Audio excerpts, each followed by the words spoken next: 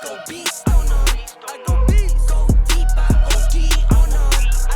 Apply pressure, put heat on them. Put that 500 degrees on them. 500 degrees.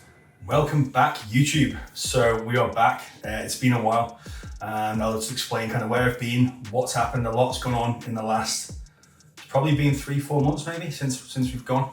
But yeah, we are back. So I think a couple of months ago now, we sort of showed a bit of my contest prep. The plan was to then document the prep as we went through to a number of shows and finishing off at the Arnold. As things went on, it was cool. We got a couple of clips, bits and pieces, and the further I kind of got into prep, the more I just wanted to, naturally, as the introvert that I am, I just wanted to get my head down and knuckle down and train, and that's kind of who I am, naturally. Rightly or wrongly, then we decided to no longer film the end of the prep just because I wanted to concentrate on what I was doing. Like I say, rightly or wrongly, and now massively I do regret not kind of filming further, but at the time, it was the decision I chose to make. And I'm happy that I stuck with it. But I'll give you a brief overview of how the season went. Things went well. Both myself and Lauren got some nice placings. I think I finished second in my first show, onto a bigger show, finished fourth, which I was chuffed with. And then we both went on to the Arnolds, where Lauren actually took a third place in her open category, and I took top 10 in a huge men's physique class. So overall, incredibly successful. But as always for me, it's just data collected to then what I need to improve on for next year. I just see these shows as sort of tick boxes. And I had this conversation with Lauren, she thinks I'm strange that there's no celebrating, there's no grief, it's a number, it's data for me now then to progress onto next year, which I know what I need to do. So what that is for me is to grow. I think for a lot of us, to be honest, we all need to grow more than we think we do. We start our preps in a certain position, you envision yourself on stage, a certain weight, a certain thing, and then once we sort of diet it down to the condition we need to diet down to, we often lose more tissue than we expected to. But overall, I was really pleased with the results. I was really pleased with the package that we brought. It was by far the best we'd ever brought. And it was by far the smoothest prep, I think, that we've ran. And that's just from learning year after year. And that is absolute credit to an immaculate off-season, which again, is something that I'll document now moving upwards, and how I'll reinforce how important that is to make sure that is on point to make our preps more efficient and a little bit easier. So this series is going to be more so about everything really. So we're now going to an off season soon. So I'll explain where I am right now. I'm currently just 6 weeks in post-show, into 2 weeks left of my recovery phase, which is something I've not really done before. Normally straight out of the bat, straight off a show, I just sort of jump into things too quickly, not really managing my fatigue, recovery. Bearing in mind I have just prepped for 40 weeks dieted for 25 more. So your body is naturally beaten up, but mentally you're still on that kind of wave of excitement, drive that you get on prep. So by using that and not understanding what that mindset is, and emotionally you just chase something that maybe isn't there or sensibly isn't the thing to do. This year round, I have now moved coaches and I'm being overlooked by Cuba, which is an absolute refreshing change, to be honest. I've loved everything that I did with Jordan, but he's decided to step down from coaching.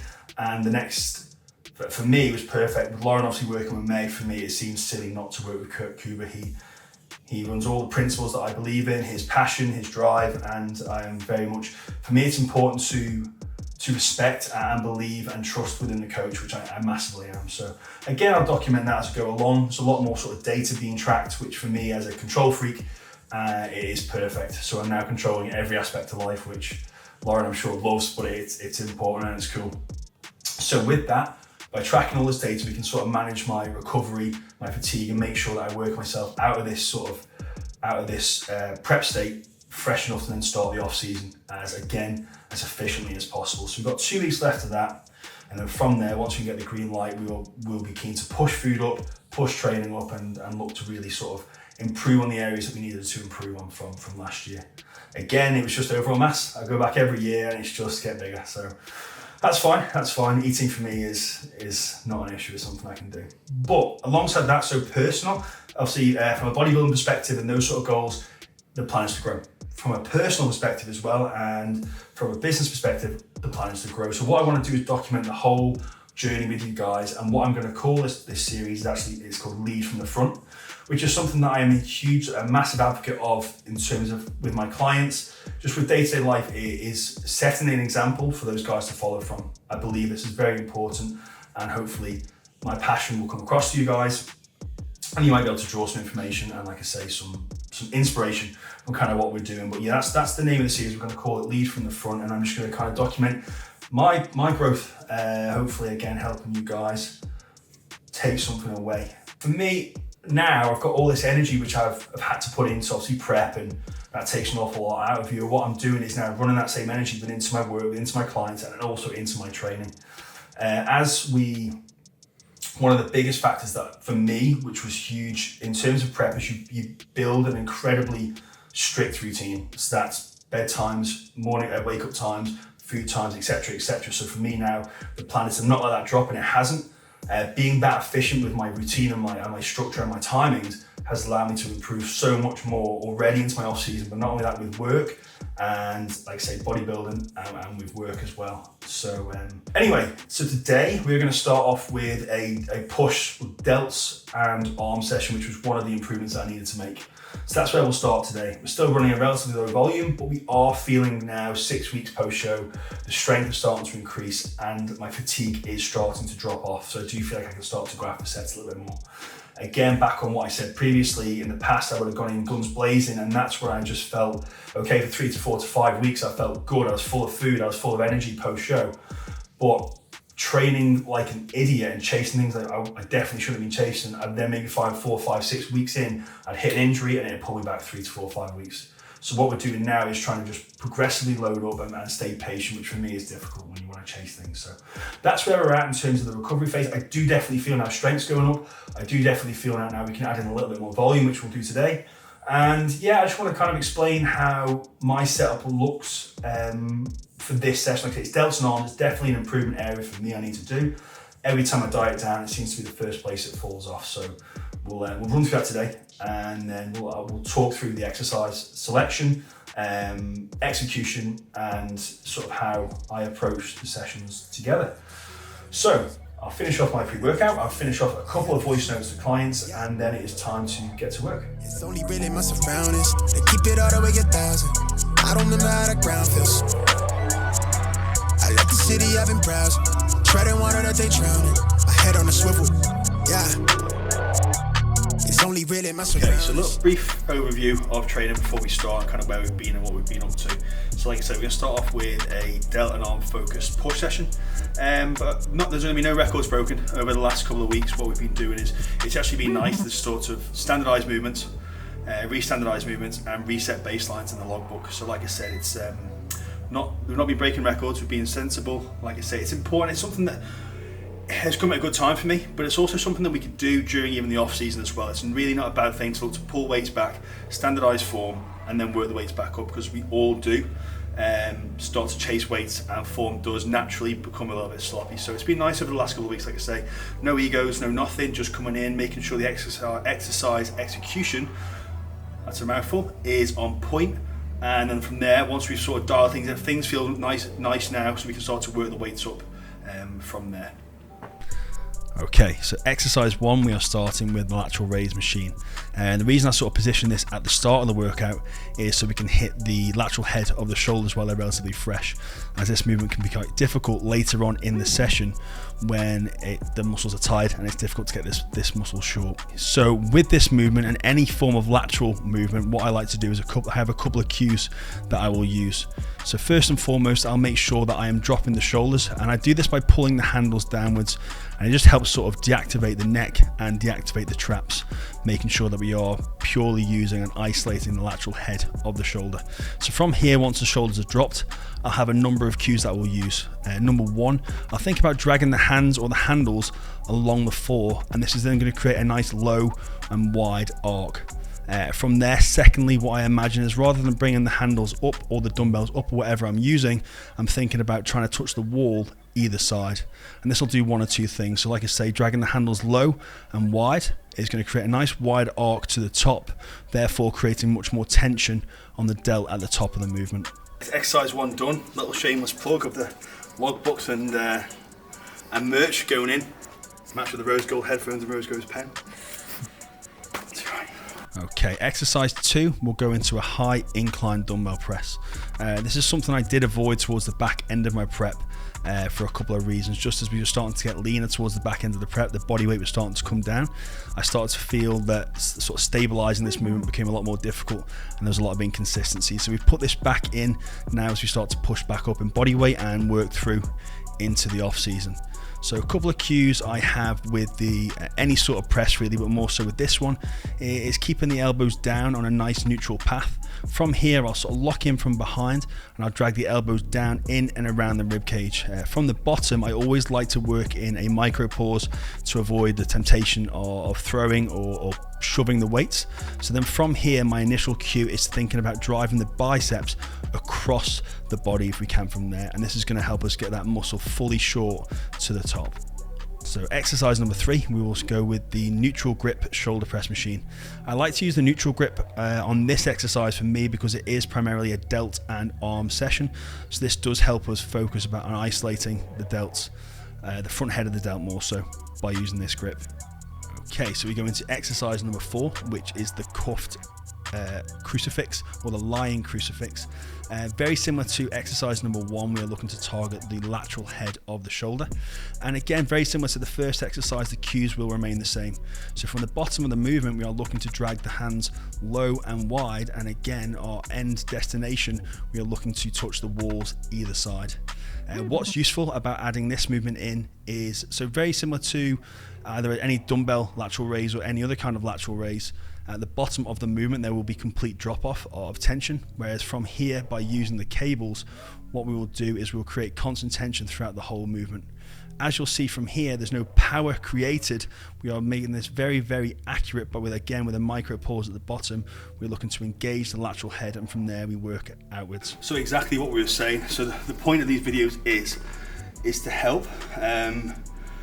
It's definitely not to film me spitting, grunting and looking like this, but like I said to you before, I spoke to Lauren a million times this morning on the premise that I was going to cancel because I just wanted to crack on, but I need you to keep on top of me. I need you guys to keep on top of me. I just like to come in and train, but it is ultimately here to try and help people. So yeah, the goal is this year is just to help as many people as I can. And these videos, I remember last year the amount of people that reached out from the first couple of videos we did and how much it helped them, and it was incredibly humbling, and it was so nice once I'd actually put the videos out and got the feedback. And like I say, people would message me and they'd taken an awful lot away from what I seem to be just for me and easy for me and just my time. And so it is important just to continue to push that on. Like I say, for me this is not a natural situation. I just want to come in and train and do what I like to do, especially after a heavy day's work or whatever that may be. You want to come and spend some time away, but this almost keeps me accountable to you guys. I've said it here now, this series is going to run on. And if it doesn't, message me, DM me, let me know. And like I say, I'm the first person to shoot people down for not having enough time or making excuses. So the key is just to continue to push these on. Like I say, it's incredibly humbling to hear how much it does help people. Like I feel like I'm just doing very, very simple stuff, but it's good. And like I say, that's the plan. And like I mentioned before, if there's anything in particular you will find valuable, you would find valuable from the content I'm looking to give, please let me know. Otherwise I can just shoot boring gym sessions all day, but I do want to, like I say, put it out there to help who I can and what I can, and yeah, just keep growing the industry both on Ireland and across, and just, I don't know, just ride the wave, guys. I mean, I'm loving what we're doing. I'm loving the vibe I'm getting from my team, from other teams around me, and like I say, coming back off the back of a really good show season. Yeah, like I said, we're just riding the wave, so I want to keep pushing that, and like I say, bring you guys along for the journey, regardless of what it looks like. It's not glamorous, but it's there to be done. So keep me accountable. So exercise number 5, we come to the seated cable fly. Couple of cues I have with this movement to ensure that we're getting the most out of it are, what I try to do here is lock in my shoulder blades nice and tight at the back, creating stability around the movement, ensuring that rib cage stays up and tall and strong. From here, what I'll do is I'll think about dragging the arms in and around the rib cage to the back into the stretch. As we reach the stretch, I always like to add in a micro pause here to avoid any temptation to swing or throw the weight. From the stretch position, then what I will focus on there is driving the biceps into the midline of the chest. From here, what this does again is it avoids me using the forearms or any temptation to throw the weight, and will ensure that we are purely moving this weight via a contraction of the pec. And I don't want to keep talking about my fear of being on camera, because there's definitely bigger things in the world to worry about, but I can relate it to an awful lot of things, which I feel like will help you guys with any aspect of your sort of journeys and any form of growth. So for me, again, I don't want to keep harping on about being on camera and it's so scary and I'm so uncomfortable, and like I said, it really isn't that big of a deal. But in terms of personal growth, it gives me another opportunity to put myself in a position where I'm uncomfortable. I think it's so important to keep putting ourselves into positions which are uncomfortable, although that may feel incredibly unnatural, which it does. Human nature wants us to sort of stay within our comfort zones and sort of mosey on through. But like I say, so for me, I need to now look at this rather than panicking and do I need to look at this as how I would break down a fitness goal for myself or my client, emotionally detach myself from what's going on. But like I was just saying to Tom there, it's just, and there's me, I'm going to run a whole YouTube series, I'm going to do this and this and this. Just break it down into, let's just put one video out, let's just start there. Like, rather than I'm going to do one every single week, I keep saying I'll do this and this, just break things down. And then even on the flip side of that, if I am like, yes, I've put pressure on myself to put out a video every single week or every single month, over 12 months, that seems so daunting. So again, strip that back and literally just work one, for me now, video at a time. Or if your goal is, for example, like I can relate this to my contest prep, my next show potentially, so the minute I come off stage, I'm 52 weeks out from my next prep. So to anyone else, 52 weeks seems incredibly daunting, which it does, and the length of that journey just seems unattainable. So why not break that down? So for me right now, I'm currently going through an 8-week recovery phase. That is totally attainable to run for 8 weeks. I've just prepped for 40, dieted for 25, so 8 weeks is nothing. So if I can just channel my energy and my focus into that 8 weeks, that is not scary. And then I do that again for then I push up for 12 weeks. What's that now, 20 weeks? And then I just have another recovery for whatever. So if I break it down into smaller goals, first of all, it takes the scariness away from what we're doing, but it also allows us to create more focus around every single day. I can for sure focus on one video at a time, one day at a time, 1 week at a time, one check-in at a time. That for me is a very easy focus. If I then make that, then I flip the switch from check-in to another check-in, that's 2 check-ins in a row. Same again. That's 4 check-ins in a row, that's 1 month down. And that's so less scary compared to you need to diet for a month. That seems so scary to a lot of people who maybe struggle to get through 1 week. So like I say, it's good for me to put myself in these massively uncomfortable positions, because I feel now for me dieting and fitness side of stuff becomes a little bit easier. So it's harder for me to relate to those guys who are just starting off. So this for me is a brand new journey. I am by no means a natural on the camera. I'll stutter and I'll swear, and I like to tell Tom I'm one take George, but it's not a thing.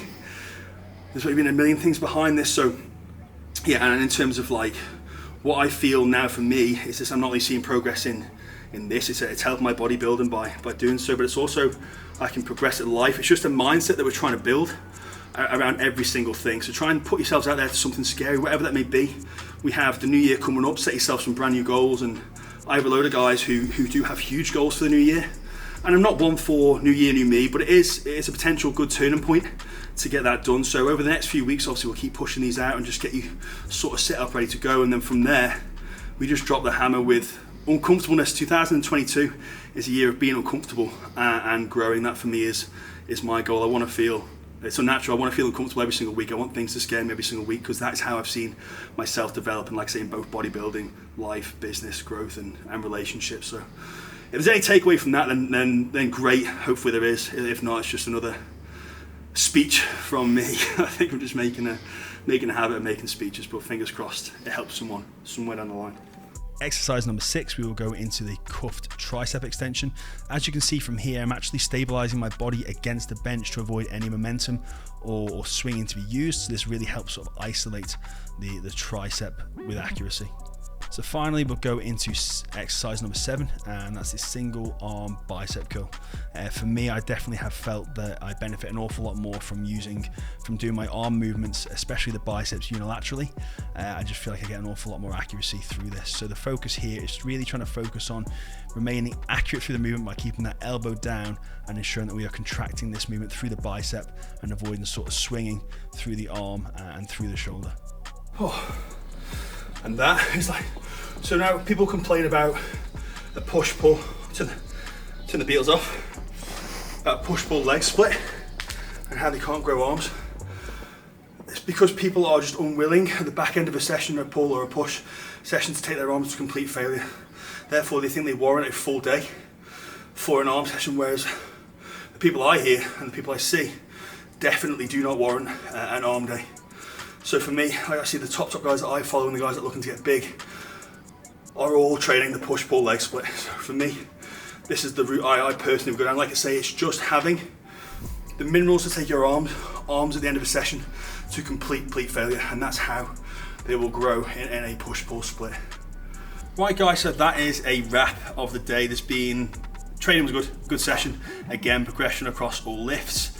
That aside, hopefully giving you guys some knowledge. I'm trying to just mix it up. The training is what it is, but yeah, it was a really good push session. Like I say, the last couple of weeks I've definitely seen an improvement in my fatigue sort of dropping off. My strength has increased, which is perfect for what we're looking to do.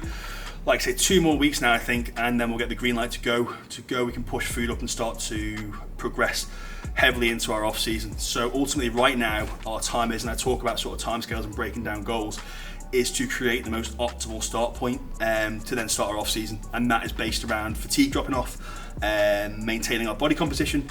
And that is just how I've managed to do that, is just by sticking to my routine that I had in prep.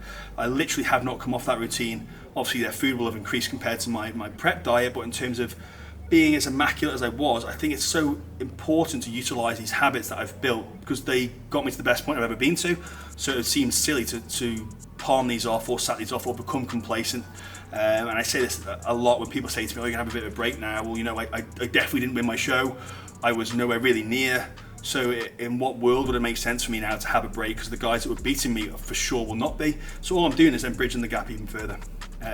But aside from that, I actually enjoy the setup that I've currently got, so it's not an issue for me, and I'm very, very, very anal and obsessed with the routine. But like I say, with that, and hopefully get this across to you, it has improved all aspects of my life elsewhere, you know, in terms of I can be the best bodybuilder I can be with maintaining my routine. It's allowed me to keep on top of my work. It's allowed me to give a better service to my clients. It's allowed me to feel happier because I'm not overwhelmed by the workload or the bodybuilding load or the prep load or whatever.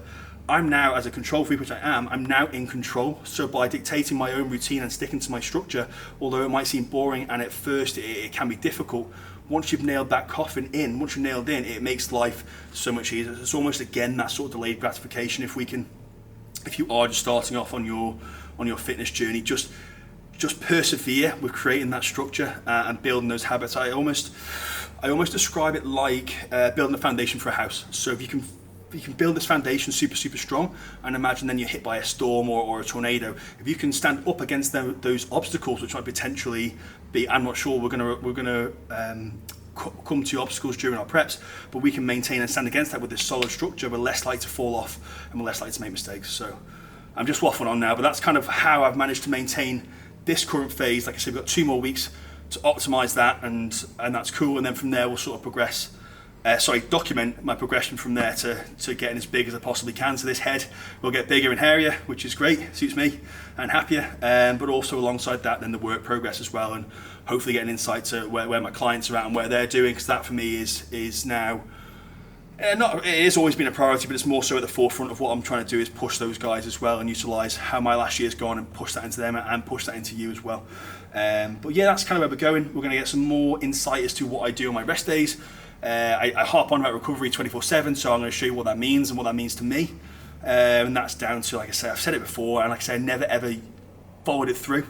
Was to show you things like the deep tissue that I go through, the chiropractor that I go through, the obsession with my bedtimes. Like, it's almost bedtime for me now. I need to be anal with this stuff, because recovery that I have learned is absolutely key, and I'm becoming boring. I appreciate that, but it's so important. I want to get that across. So yeah, we're going to review all aspects of the journey. Like I say, the YouTube series is going to be called Lead from the Front, so it's just showing you what I do to progress my journey, and hopefully that'll help you guys do exactly the same. So like, comment, subscribe, ring the bell, do the do's. As we do, the more sort of flow we get through the channel, the more I can then provide content, which is what I want to do. And like I say, guys, keep me accountable to getting that stuff out. But thank you all for watching, and I'll see you next time.